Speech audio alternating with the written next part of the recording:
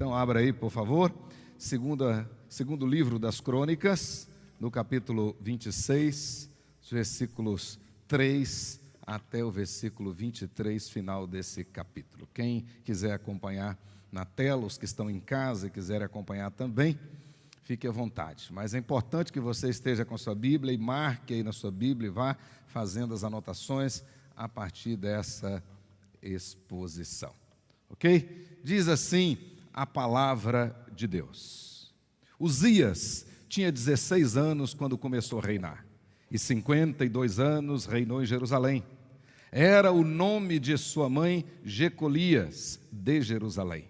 Ele fez o que era reto perante o Senhor, segundo tudo o que fizera Amazias, seu pai. Propôs-se buscar a Deus nos dias de Zacarias, que era sábio nas visões de Deus. Nos dias em que buscou ao Senhor, Deus o fez prosperar. Saiu e guerreou contra os filisteus e quebrou o muro de Gate e do Jabiné e o de Asdod, e edificou cidades no território de Asdod e entre os filisteus. Deus o ajudou contra os filisteus e contra os arábios que habitavam em Gur-Baal e contra os meunitas. Os amonitas deram presentes a Uzias, cujo renome se espalhara até a entrada do Egito, porque se tinha tornado extremamente forte. Também edificou Uzias torres em Jerusalém, a porta da esquina, a porta do vale, a porta do ângulo, e as fortificou. Também edificou torres no deserto e cavou muitas cisternas, porque tinha muito gado, tanto nos vales como nas campinas. Tinha lavradores e vinheteiros nos montes e nos campos férteis, porque era amigo dos agricultores ou da agricultura. Tinha também Uzias um exército de homens destros nas armas, que saíam à guerra em tropas, segundo o rol feito pelo escrivão Jeiel e Maazéias, oficial sob a direção de Ananias, um dos príncipes do rei. O número total dos cabeças das famílias, homens valentes, era de 2.600.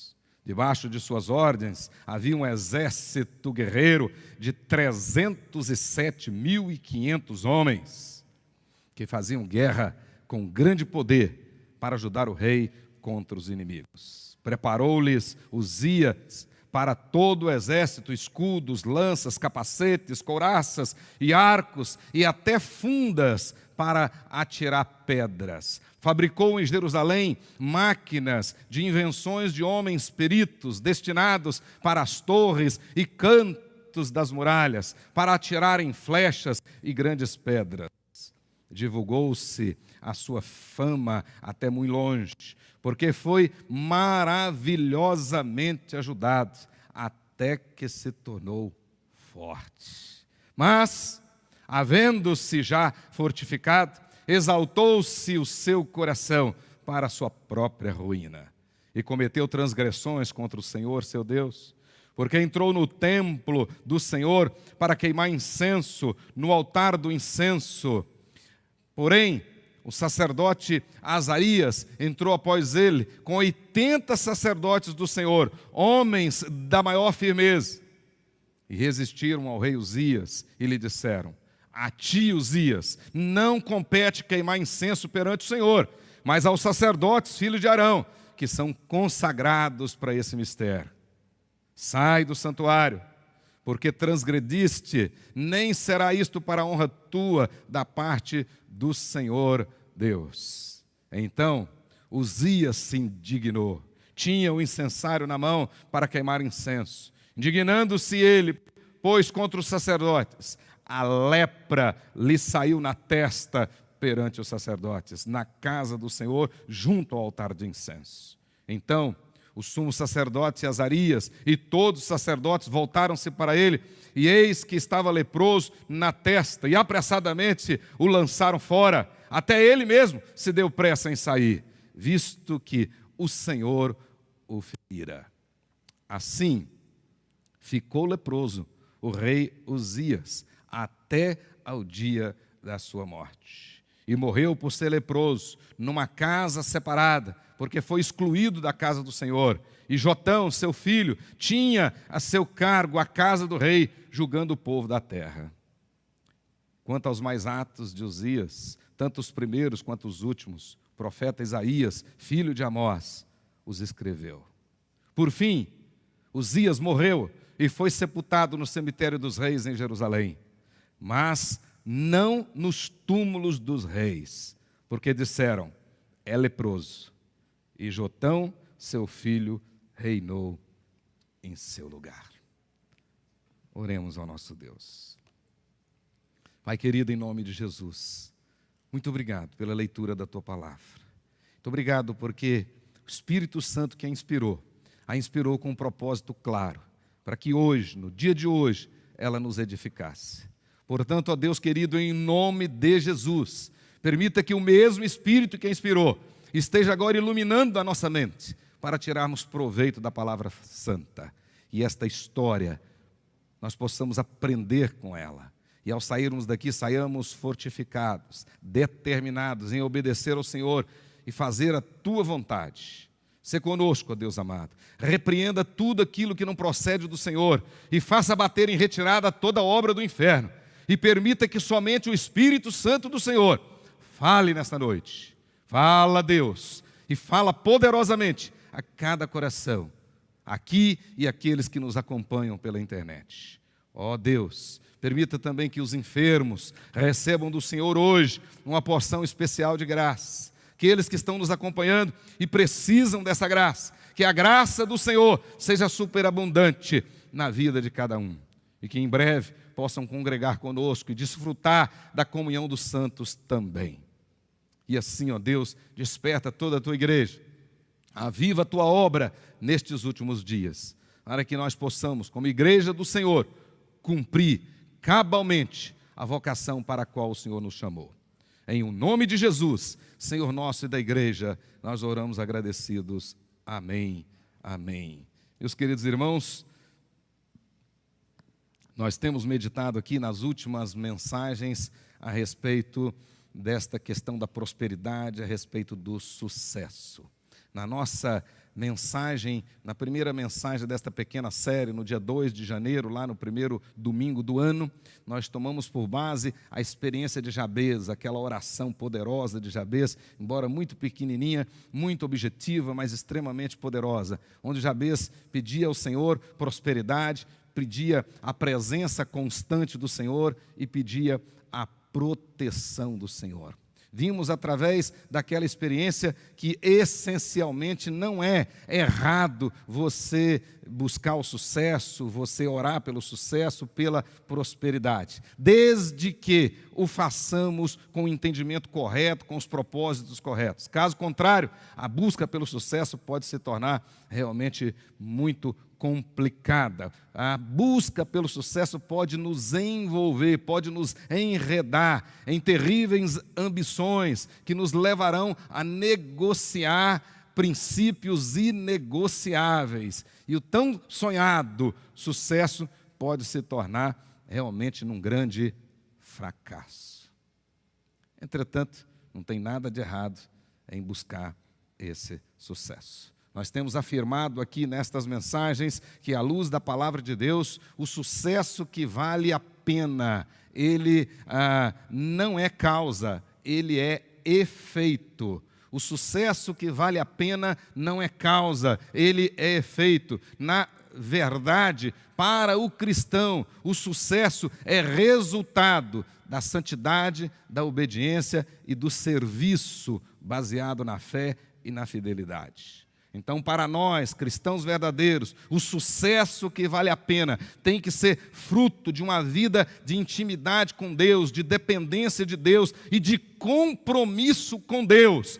Esse é o sucesso, é a prosperidade que vale a pena. Na última mensagem, do dia 9/1, nós vimos aqui que, na realidade, à luz de os estudos de um doutor lá de Harvard, de um americano, onde Shaul Asher, e ele diz o seguinte, que, na realidade, nós não precisamos do sucesso para sermos felizes. É o contrário, nós precisamos ser felizes para alcançar o sucesso. Então, à luz das pesquisas desse estudioso lá de Harvard, na realidade, a felicidade, ela precede o sucesso, e não o contrário, não resulta dele.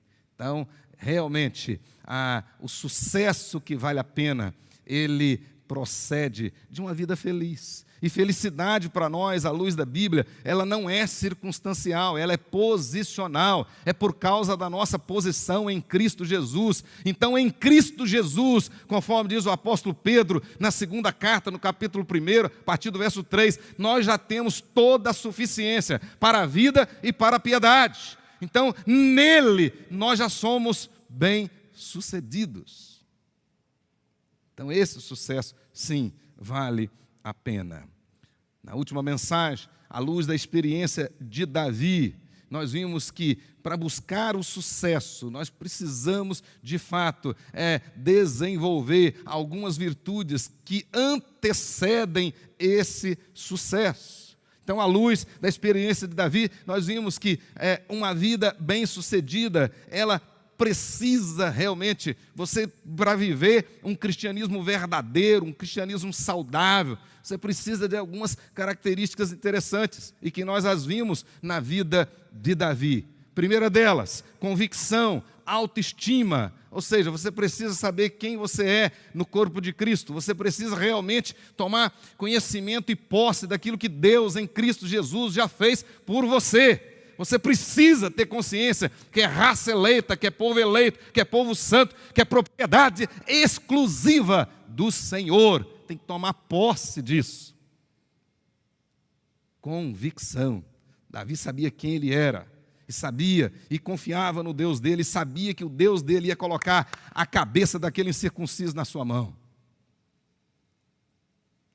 É muito importante que você tenha esse conhecimento. E esse autoconhecimento, como dizia Calvino, só é possível através do conhecimento de Deus. Então você não vai se conhecer se você não conhecer Deus. E você não vai conhecer Deus se não tiver experiência na palavra dele, se não meditar na palavra dele. Porque a Bíblia Sagrada, ela existe exatamente para nos revelar quem é Deus e qual é a vontade dele para nós. Então você precisa estudar cada vez mais a palavra do Senhor e ter prazer nesse estudo. Através do estudo da palavra, a sua autoestima vai aumentar, a sua convicção também. E convicção e autoestima são indispensáveis para uma vida bem-sucedida. Nunca vi uma pessoa com autoestima baixa ser bem-sucedida. Nunca vi uma pessoa que não tem convicção. O Tiago mesmo diz isso. É homem de ânimo dobre, ou seja, é como a onda do mar. Vai levada para... Nunca vi essa pessoa ser bem-sucedida em nada. Ele não consegue terminar nada. Jesus, segundo Lucas, capítulo 14, disse Jesus que aquele homem que começa uma torre e não sabe como começou e nem nada, ele não tem realmente convicção do que ele está fazendo, ele vai ser envergonhado. Mas nós aprendemos aqui também, à luz da experiência de Davi, que para uma vida bem-sucedida é indispensável que despamos, ou seja, que deixemos para trás, deixemos de lado, desembaracemos de todo o peso e do pecado que tenazmente nos assedia. Tem que tirar todos os empecilhos. Tem muitas pessoas que não têm a verdadeira prosperidade, não têm o verdadeiro sucesso, estão aí hoje vivendo um cristianismo medíocre e raso, porque estão carregando pesos que não são deles, estão carregando pecados não confessados, estão carregando pesos que impedem essas pessoas na sua carreira cristã. Quando o escritor da carta aos Hebreus escreveu no capítulo 12, ele diz lá que nós temos que olhar fixamente para o autor e consumador da nossa fé e desembaraçar de todo o peso e do pecado que tenazmente nos assedia. E eu tenho dito, todo pecado é um peso, mas nem todo peso é pecado, mas o peso e o pecado nos atrapalham. E, portanto, nós temos que tirar e deixar. Quando Jesus chamou Bartimeu, ele lançou de si a capa e foi ter com Jesus. A capa poderia atrapalhá-lo. E de repente ele podia se enrolar naquela capa e quando ele chegasse perto de Jesus, o outro já teria chegado lá, ou Jesus já teria ido embora. Então ele lançou de si a capa e foi ter com Jesus.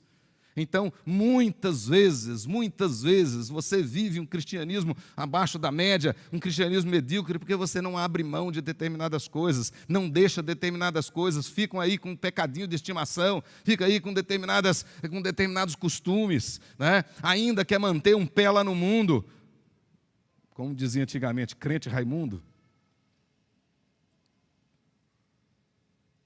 Corpo na igreja e cabeça no mundo. Davi não conseguiu sair para lutar com o gigante vestindo aquelas armaduras. Não, ele não era acostumado com aquilo não fazia parte do dia a dia dele. Aí ele teve de despir, arrancar aquilo e partir para enfrentar o gigante. Mas aprendemos aqui também na semana passada que o sucesso também não vai cair do céu. Você fica sentado aí com a boca aberta esperando Deus jogar um frango assado na sua boca, você vai morrer de fome. Sucesso exige preparo e exige prudência. Embora Davi fosse muito jovem, naquilo que ele fazia ele era muito bem preparado, sabia manusear muito bem a funda, tinha uma boa experiência de defender o rebanho do seu pai, já tinha tido a experiência de lutar com o leão, de lutar com o urso, já tinha demonstrado e vivido e vencido em muitos momentos seus medos. Por isso que ele não pestanejou, ele não titubeou, ele disse: eu vou em nome do Deus de Israel e vou vencer esse incircunciso. E pela sua experiência, o texto diz que ele vai ao ribeiro e escolhe 5 pedrinhas lisas, redondas. Davi, com certeza, já tinha informação de aerodinâmica. Ele não pegou qualquer pedra, ele pegou as melhores. Preparo. Tem que se preparar. Mas também vimos aqui que para viver uma vida acima da média tem que ter coragem. Tem que ter coragem. Para viver uma vida acima da média, tem que ter coragem. E Davi teve coragem. A Bíblia diz claramente que ele foi em frente. Ele foi em direção ao gigante. Ele enfrentou o problema de cara. Mas, meus queridos irmãos, nas 2 mensagens anteriores e na de hoje, a pedra de toque, ou seja, aquilo que perpassa esses 3 sermões, na realidade é a verdade de que o sucesso tem relação direta com a comunhão com o Senhor. Coloque isso aí no seu coração. O sucesso que vale a pena, o sucesso verdadeiro, o sucesso que Deus tem para você e para mim, a prosperidade que Ele tem para o povo dEle, tem relação direta com a comunhão do seu povo com Ele, com a comunhão do crente com o Criador. Então, a pedra de toque, a verdade que perpassa essas 3 mensagens, é que o sucesso só vale a pena como fruto da comunhão com o Senhor. Estou falando do sucesso que tem valor em essência. Não estou falando do sucesso que aparece lá em Provérbios capítulos 15, versículo 16. Lá em Provérbios 15, 16, o sucesso que aparece lá é o sucesso com inquietações. Esse sucesso não vale a pena. Diz lá: melhor é o pouco havendo o temor do Senhor do que grande sucesso, grande tesouro, onde há inquietações. Esse sucesso que o sujeito não pode nem dormir. Esse sucesso que o sujeito fica aí desesperado, etc, etc, etc. Esse não vale a pena. Não estou falando do sucesso, por exemplo, de Provérbios, capítulo 16, verso 8, que é o sucesso com injustiças. Aquele que alcançou o sucesso ou chegou no topo pisando nos outros, cometendo injustiças. Esse sucesso não vale a pena. Lá no texto de Provérbios 16, 8, diz assim: melhor é o pouco havendo justiça do que grande sucesso ou grandes rendimentos com injustiça. O sucesso vendendo sentenças, o sucesso sendo corrupto, o sucesso mentindo, o sucesso passando por cima dos outros, o sucesso desrespeitando os outros, esse não vale a pena.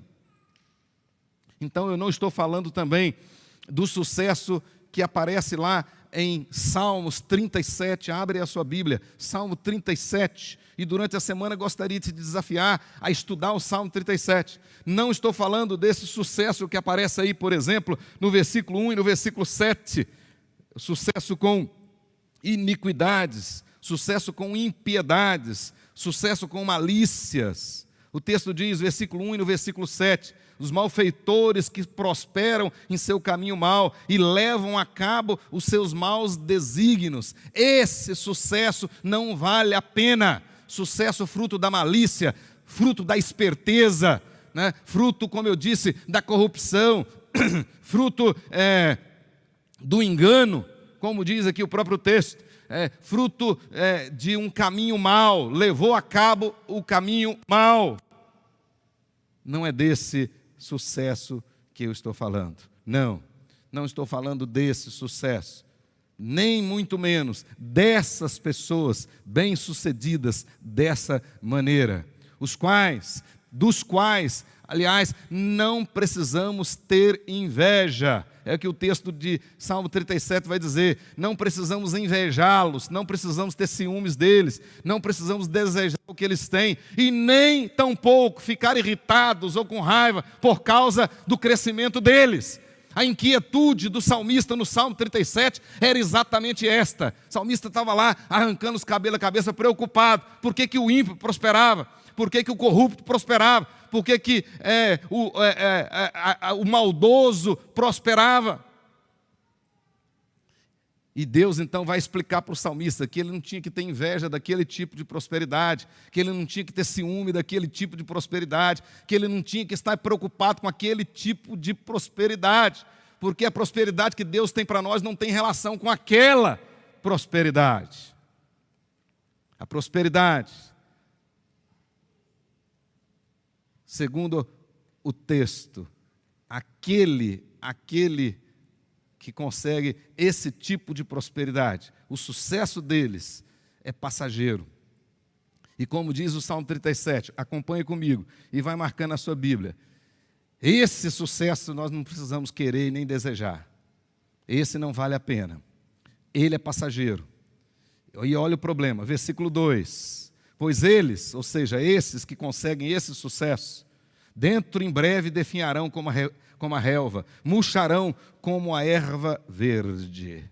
Versículo 9, serão exterminados. Versículo 10, mais um pouco de tempo e já não existirão. Versículo 13, rir-se-á deles o Senhor, pois vê estar se aproximando o seu dia. Verso 17, pois os seus braços serão quebrados. Verso 20, perecerão e desaparecerão como flores do campo, sumirão como a fumaça. Verso 38, eles serão a uma destruídos, a sua descendência será exterminada.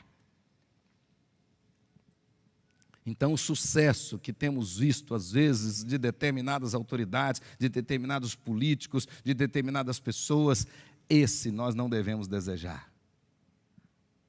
Exatamente por causa disso. Porque em breve definharão como a verdura verde, murcharão, em breve serão exterminados. Daqui a pouco não existirão mais. O Senhor já, desde agora, ri deles, ri-se-á deles o Senhor, porque sabe que o tempo deles está terminando. Os seus braços serão quebrados, perecerão, desaparecerão, como fumaça. Eles, diz o salmista, a uma serão destruídos. Assim, nesse sentido, as grandes lições que nós podemos tirar do Salmo 37, veja aí, por causa disso, esse sucesso nós não queremos. Então o que o cristão tem que fazer? O que o crente tem que fazer? Olha comigo e marque no Salmo 37, verso 3, confia no Senhor, faz o bem, habita na terra e alimenta-te da verdade. Então ao invés de ficar preocupado, por que fulano de tal está prosperando, e ele é um ímpio, um ateu, fala mal de Deus, etc, etc, etc. Ao invés de você desejar aquele tipo de sucesso, nada disso. Confia no Senhor. Continue fazendo o que é certo. Com certeza, no momento de Deus, Ele te honrará. Olha o verso 4. Marque aí na sua Bíblia o verso 4 desse 37, Salmo 37. agrada-te do Senhor. Uma tradução mais literal fica assim: que a sua felicidade esteja no Senhor. Que a sua felicidade esteja no Senhor. Agrada-te do Senhor. Tenha prazer no Senhor. Contentamento no Senhor. Aí está a razão do verdadeiro sucesso. Agrada-te do Senhor. E o texto diz: e Ele satisfará os desejos do teu coração. Então tenha prazer. Tenha contentamento no Senhor, que a sua felicidade esteja no Senhor, e Ele vai satisfazer os desejos do seu coração. Olha o verso 5, entrega o teu caminho ao Senhor, confia nele, e o mais Ele fará. Verso 7, descansa no Senhor e espera nele. Verso 11, os humildes viverão em segurança na terra prometida, e terão alegria, prosperidade e paz. Olha que verso maravilhoso. Agora o verso 16, mais vale o pouco do justo do que a abundância dos ímpios. Põe isso no seu coração. Verso 18, o Senhor conhece os dias dos íntegros. A herança deles permanecerá para sempre. Verso 19, não serão envergonhados nos dias do mal, e nos dias da fome se fartarão. Verso 22, o Senhor os abençoa, possuirão a terra. Verso 23, o Senhor firma os seus passos e no seu caminho se compraz. Verso 24, se cair, não ficará prostrado, porque o Senhor o segura com a sua destra, segura pela mão. Verso 27, aparta-te do mal, faz o bem, e será perpétua a tua morada. Verso 28, pois o Senhor ama a justiça e não desampara os seus santos, eles serão preservados para sempre. Verso 29, os justos herdarão a terra e nela habitarão para sempre. Amém? Olha que coisa maravilhosa, este é o sucesso que nós queremos. O salmista conclui então agora a sua visão, a sua exposição, agora que ele aprendeu a lição dada pelo Espírito Santo de Deus, ele conclui agora com a sua experiência pessoal. Versículo 25, o que diz o salmista? Fui moço e já agora sou velho, porém jamais vi um justo desamparado, nem a sua descendência mendigar o pão. Esse é o nosso Deus. É o Deus da providência. É o Deus que cuida dos seus. É o Deus que está assentado no alto e sublime trono e governa todas as coisas, todas as suas criaturas e todas as ações delas. Nada acontece fora do controle soberano do nosso Deus. Por isso é que o salmista agora pode bater no peito e com convicção dizer: fui moço e sou velho e jamais vi um justo mendigar o pão e nunca vi a sua descendência desamparada. Mas ele dá mais um exemplo, verso 26, a sua descendência será uma bênção. Ele arremata, concluindo agora, versículo 34, espera no Senhor, segue o seu caminho, e Ele te exaltará para possuíres a terra. Presenciarás isso quando os ímpios forem exterminados. Então não fique olhando para a direita, nem para a esquerda, nem para trás. Não fique lamentando a prosperidade dos outros, o que os outros conseguiram ou não. Continue olhando para o autor e consumador da fé. Siga em frente. É assim que o crente tem que viver. É isso que o salmista está dizendo. Vem do Senhor a salvação dos justos, verso 39. Ele é a sua fortaleza no dia da tribulação.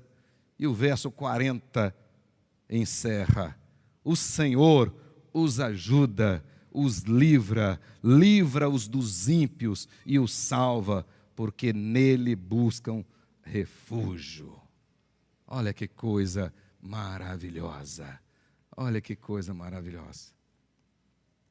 Esse sucesso que vale a pena. É desse sucesso, fruto da intimidade, fruto da dependência, fruto do compromisso com o Senhor. É desse sucesso que lhes falo hoje. Do sucesso que o rei Uzias, indo para o nosso texto, o rei Uzias experimentou por um tempo, mas não perseverou nele. Experimentou por um tempo, mas não perseverou nele. O exemplo do rei Uzias, citado por Esdras, é perfeito, não só para ensinar que o sucesso nunca é definitivo, mas também para deixar claro para nós que o sucesso não garante imunidade. Não garante imunidade. O fato de você estar vivendo uma época muito boa, isso não significa que vai ser assim o tempo todo. Na realidade, a nossa caminhada, a caminhada do cristão, ela não é formada só de estradas retas. Não somente de um planalto. Não. Nossa estrada é sinuosa, tem altos e baixos. Essa é a nossa vida. Então, o sucesso não garante imunidade. E nós podemos ver isso por meio do exemplo do rei Uzias. A Bíblia diz claramente aí, confere comigo, os versículos 5 e versículo 15 do texto que nós lemos. Diz que firmou-se Uzias na busca de Deus e fez o que era reto perante o Senhor. E Deus, verso 15, fez Uzias prosperar e o ajudou maravilhosamente. Então o texto deixa claro para nós que enquanto Uzias buscou o Senhor, enquanto ele dispôs o coração para servir ao Senhor, enquanto ele determinou no seu coração fazer aquilo que agradava ao Senhor, Deus o fez prosperar. E por um tempo então ele prosperou. E o texto sagrado que nós lemos há pouco mostra a grande prosperidade de Uzias. Depois de Salomão, o rei mais próspero, agora do reino dividido, o reino de Judá. Então, o rei mais próspero do reino de Judá foi o rei Uzias. Ninguém prosperou mais do que ele. Mas ele prosperou somente enquanto foi fiel ao Senhor. E aí no texto que nós lemos, fala que ele prosperou do ponto de vista bélico, ele prosperou do ponto de vista de conquista, ele prosperou do ponto de vista de defender o estado de Judá, ele prosperou do ponto de vista de riquezas mesmo, de tecnologias. O exército de Judá, nos dias do rei Uzias, tinha tecnologias jamais vistas até então. Ele prosperou. Mas, como dizia, na realidade, o grande Aníbal de Barca, grande general cartaginês, Aníbal dizia assim, que nunca somos tão vulneráveis quanto depois de uma vitória. Isso é verdade. Né? Às vezes, no sucesso, no auge, depois de uma vitória, você baixa a guarda e fica vulnerável. Isso acontece, então, com o rei Uzias. Né? À luz da experiência dele, nós podemos ver como Uzias caminhou para a ruína. O comportamento de Uzias, que agora o leva ou o levou à ruína. Depois de tanta exaltação, depois de tanta prosperidade, agora ele começa a trilhar o caminho da decadência, o caminho da ruína. Veja comigo, algumas causas, alguns comportamentos que conduzem à ruína através da vida de Uzias. Primeiro deles, olha comigo aí, né? Autoexaltação, vaidade, orgulho, soberba. Olha o versículo 16. E marque na sua Bíblia o versículo 16. Mas, versículo 16, mas, havendo-se já fortificado, exaltou-se o seu coração para a sua própria ruína e cometeu transgressões contra o Senhor, seu Deus. A soberba, a autoexaltação. Então, todo sucesso que gerar soberba não vem de Deus. Todo sucesso que gerar autoexaltação não vem de Deus. Salomão, em Eclesiastes, ele vai dizer, quando você prosperar, não diga que conseguiu isso por causa da força dos seus braços. Se você começar a achar que prosperou, está prosperando por causa da sua capacidade intelectual, por causa disso, porque você é bom nisso, é bom naquilo, tome cuidado. Tome bastante cuidado. Olha o que aconteceu com Uzias. Na realidade, ele já tinha conhecimento disso, porque esses provérbios já existiam nos dias de Uzias. Provérbios 11, verso 2, Salomão diz, né? Em vindo a soberba sobrevém a desonra. Em vindo a soberba sobrevém a desonra. Então, você começa a ficar soberbo e começa a gostar e fazer questão dos elogios, fazer questão da exaltação das pessoas, né? Com certeza, em breve chegará a desonra. Tome cuidado. Provérbios 13, 10 diz, da soberba só resulta a contenda. Só resulta a contenda. Provérbios 16, 18, a soberba precede a ruína e a altivez de espírito a queda. Provérbios 29, 23, a soberba do homem o destruirá, o abaterá, literalmente. Isaías, nos dias do rei Uzias, já dizia, capítulo 28, verso 3, a soberba é a coroa dos bêbados. Olha que coisa, a coroa dos bêbados é a soberba.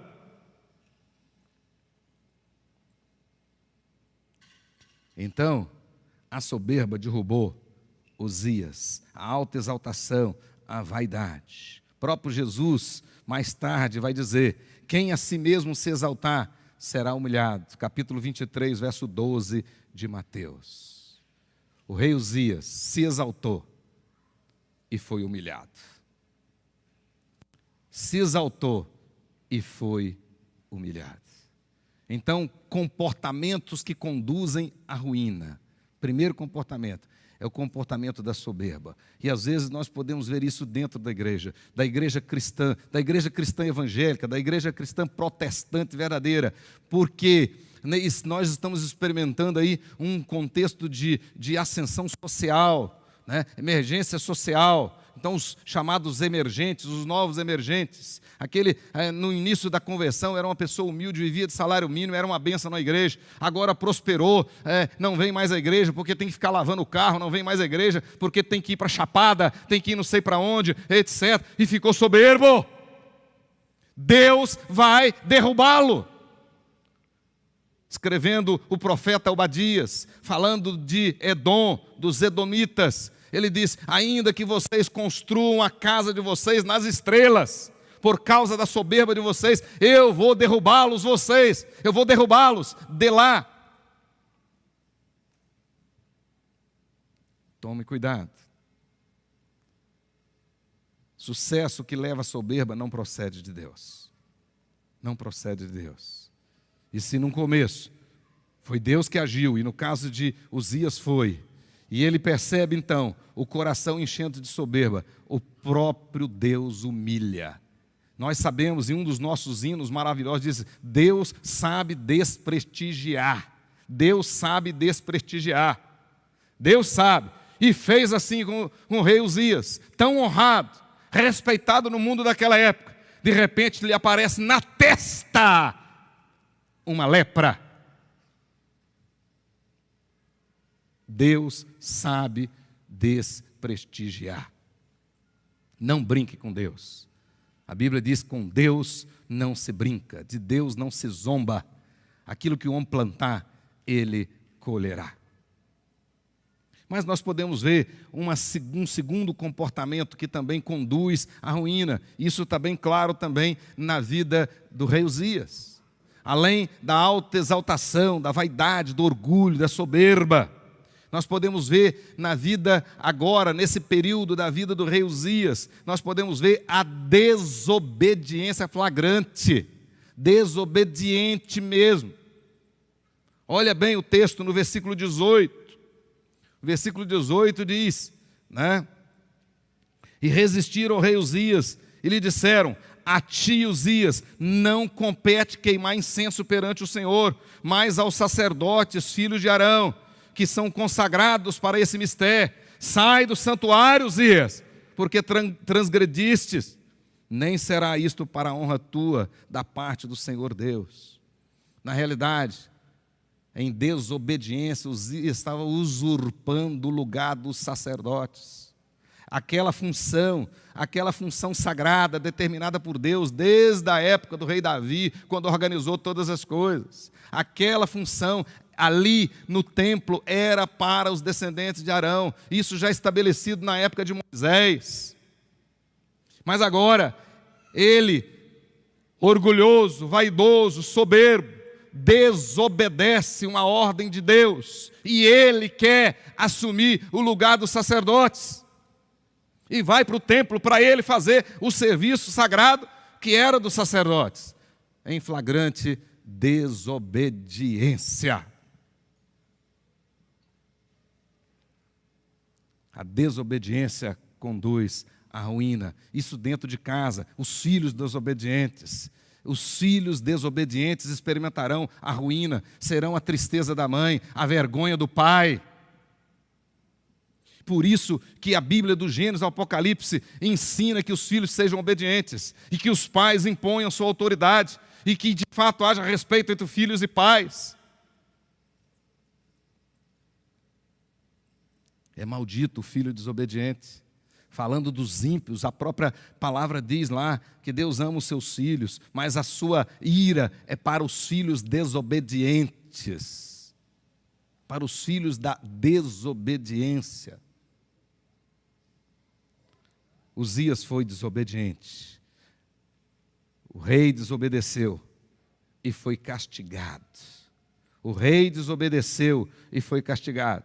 O rei desobedeceu e foi castigado com grande humilhação. E foi humilhado até, olha que coisa curiosa, foi humilhado até no seu sepultamento. Foi humilhado até depois de morto. De repente alguém consegue um sucesso e fica vaidoso e quer a glória dos homens, etc. Não brinca com Deus não, que Ele vai te humilhar até depois de ser morto. Olha o que acontece com Uzias, olha no verso 23. Olha no verso 23. Diz assim: por fim, Uzias morreu e foi sepultado. Palavra que vai aparecer aí, tradução mais literal. Inumação. Literalmente significa colocado na terra, sepultado na terra, no cemitério dos reis em Jerusalém, mas não nos túmulos dos reis, porque disseram, ele é leproso, e Jotão seu filho reinou no seu lugar. O que significa isso? Significa que Uzias, devido à lepra, foi sepultado num terreno adjunto, num terreno ligado ao cemitério real. Mas em vez de ter sido colocado no túmulo de pedra, todo sofisticado, que era o costume, que era a honra para os reis, ele foi sepultado na terra. Humilhado até depois de morto, por causa da sua soberba e por causa da sua desobediência. Mas também, na realidade, o castigo de Deus começou no exato momento da sua desobediência dentro do templo. A Bíblia diz, e nós já lemos aqui hoje, que naquele exato momento apareceu na testa dele uma lepra. Os sacerdotes e Azarias viram aquilo e imediatamente foram para cima dele para tirá-lo, nem que fosse na marra do templo. Mas como ele percebeu que estava leproso, ele mesmo quis sair, porque nesse ponto ele sabia que Deus já estava castigando ele, já estava humilhando ele. Mas a partir daquele dia, o texto diz que ele ficou numa casa separada. E a partir daquele dia, além dele não ter podido mais participar da adoração, a partir daquele dia ter sido excluído da casa do Senhor, não pôde mais nem ir à casa do Senhor, mas a partir daquele dia também, ele não pôde mais assumir as suas funções régias, ele não pôde mais exercer a função de rei. Já, mesmo com ele vivo, o filho já começou a reinar no lugar dele. Já começou a assumir as funções do reino no lugar dele. É isso que Deus faz com quem é soberbo. É isso que Deus faz com quem é desobediente. Dura coisa é cair nas mãos do Deus justo. O texto mostra isso para nós claramente. Pois bem, queridos irmãos, no próximo domingo, quero mostrar um outro comportamento que conduz à ruína, que necessariamente não esteve presente na vida de Uzias. Vamos usar uma outra personagem, mas tão importante quanto.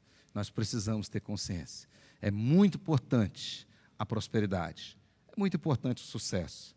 Como eu disse no início de tudo e tenho repetido, não é pecado você desejar o sucesso e nem querer a prosperidade. Aliás, Deus promete o sucesso e a prosperidade para o seu povo.